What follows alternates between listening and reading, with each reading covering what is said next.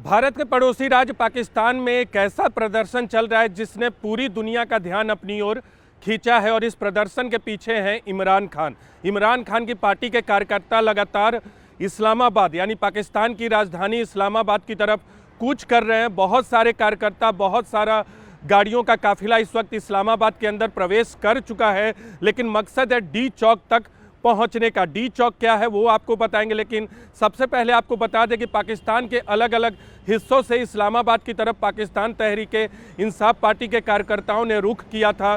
24 नवंबर से देशव्यापी प्रदर्शन का ऐलान इमरान खान ने किया था, जो कि इस वक्त जेल में बंद है। इमरान खान पाकिस्तान तहरीक-ए-इंसाफ पार्टी के नेता हैं, प्रमुख हैं और इस वक्त जेल में बंद है और उन्हीं की तरफ से देशव्यापी प्रदर्शन का आह्वान पाकिस्तान तहरीक-ए-इंसाफ पार्टी की तरफ से किया गया। और 24 नवंबर को पाकिस्तान तहरीक-ए-इंसाफ पार्टी के कार्यकर्ताओं ने गाड़ियों के काफिले में इस्लामाबाद का रुख करना अलग अलग शहरों से शुरू किया।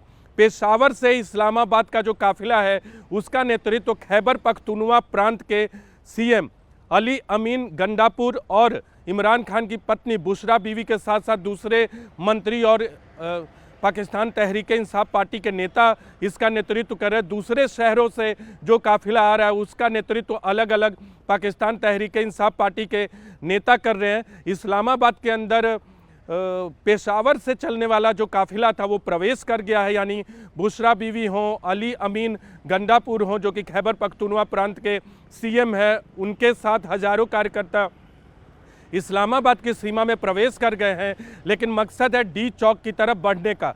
डी चौक क्या है? डी चौक इस्लामाबाद का सबसे हाई प्रोफाइल इलाका कह सकते हैं। सबसे हाई प्रोफाइल इलाका इसलिए क्योंकि वहाँ राष्ट्रपति का आवास है, प्रधानमंत्री का कार्यालय है, संसद भवन है, सुप्रीम कोर्ट इसी इलाके में है। इसलिए डी चौक पर पहुंचने का मकसद और यहाँ अपनी ताकत को पाकिस्तान तहरीक-ए-इंसाफ पार्टी के कार्यकर्ता और नेता दिखाएंगे।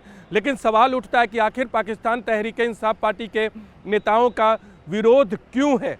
आखिर क्यों इस तरह के प्रदर्शन पर निकल चुके हैं पाकिस्तान तहरीक-ए-इंसाफ पार्टी के तमाम नेता और कार्यकर्ता और उनके बड़े चेहरे, जबकि खुद इमरान खान जेल में बंद है? दरअसल इमरान खान की रिहाई की मांग को लेकर तमाम कार्यकर्ता और समर्थक डी चौक की ओर बढ़े हैं, इस्लामाबाद की तरफ बढ़े हैं। पहली मांग ये है कि इमरान खान को रिहा किया जाए, पहली मांग। दूसरी मांग ये है कि 26वां संविधान संशोधन जो पाकिस्तान में हुआ है उसको रद्द किया जाए। इस संशोधन के तहत माना जा रहा है, पाकिस्तान तहरीक-ए-इंसाफ पार्टी के कार्यकर्ताओं और नेताओं का मानना है कि इस संशोधन से पाकिस्तान में न्यायपालिका की ताकत कमज़ोर होगी, कमज़ोर हुई है।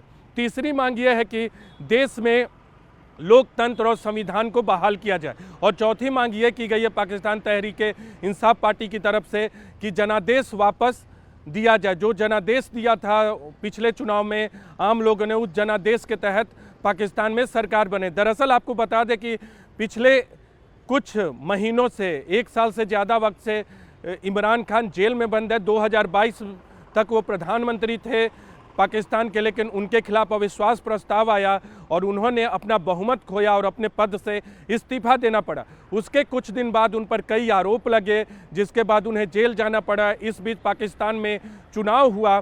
पाकिस्तान के चुनाव में बिना चुनाव चिन्ह के पाकिस्तान तहरीक-ए-इंसाफ पार्टी को अपना चुनाव लड़ना पड़ा। लेकिन सबसे बड़ी पार्टी तो बनी पाकिस्तान तहरीक-ए-इंसाफ पार्टी चुनाव में, लेकिन सरकार बाकी दलों ने एकजुट होकर बनाया। तो पाकिस्तान तहरीक-ए-इंसाफ पार्टी को लगता है कि जो जनादेश था वो पाकिस्तान तहरीक-ए-इंसाफ पार्टी के पक्ष में था, बावजूद इसके कि उन्हें अपने चुनावी सिंबल में चुनाव नहीं लड़ने दिया गया था, फिर भी इस जनादेश को वापस देना चाहिए। तो चार मांगे मैंने आपको बताया कि पहला ये कि इमरान खान की रिहाई हो जेल से, जो कि पिछले कुछ महीनों से जेल में बंद है, साल भर से ज़्यादा वक्त हो गया है।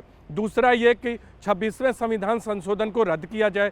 तीसरी मांग ये है कि लोकतंत्र और संविधान को बहाल किया जाए और चौथी मांग यह है कि जनादेश वापस किया जाए।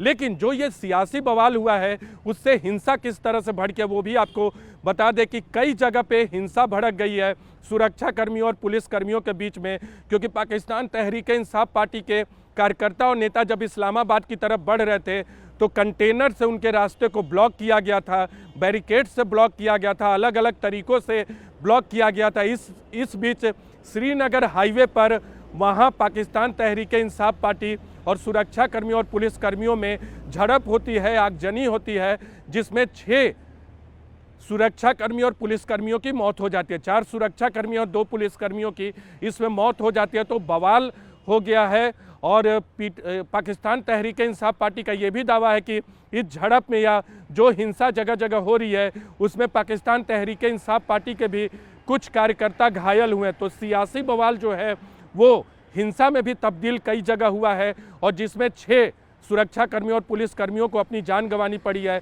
लेकिन पाकिस्तान तहरीक इंसाफ पार्टी के प्रदर्शन से वहाँ की मौजूदा सरकार, जिसका नेतृत्व शहबाज शरीफ कर रहे हैं, जो कि देश के प्रधानमंत्री हैं, उनकी मुश्किलें बढ़ गई हैं। एक तरफ पाकिस्तान पहले से ही आर्थिक संकट में था और इस विरोध प्रदर्शन से पाकिस्तान को रोजाना 19,000 करोड़ का नुकसान हो रहा है और वहाँ की सरकार की सेहत के लिए ठीक नहीं है। लेकिन पाकिस्तान तहरीक इंसाफ पार्टी के नेताओं का कहना है, बुशरा बीवी की बात करें, अली अमीन गंडापुर की बात करें, उनका कहना है कि जब तक उनकी मांगे नहीं मानी जाएंगी तब तक उनका प्रदर्शन वापस नहीं होगा, बातचीत नहीं करेंगे जब तक इमरान खान की रिहाई नहीं होती है या बाकी मांगे नहीं मानी जाती है। लेकिन एक बात साफ है कि पाकिस्तान का सियासी बवाल हिंसा में बदल गया है।